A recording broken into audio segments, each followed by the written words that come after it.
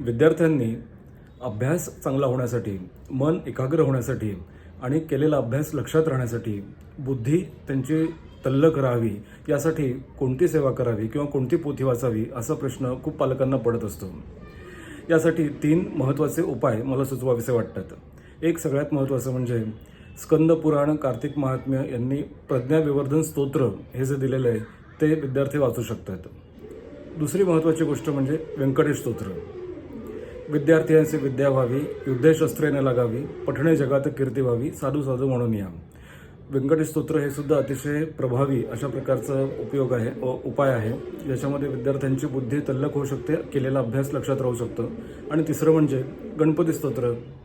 गणपती स्तोत्र किंवा गणपती महात्म्य किंवा गणपतीचं नामस्मरण हे सुद्धा केलेला अभ्यास लक्षात राहण्यासाठी आणि अभ्यास चांगला होण्यासाठी अतिशय उत्तम अशा प्रकारचं शस्त्र आहे.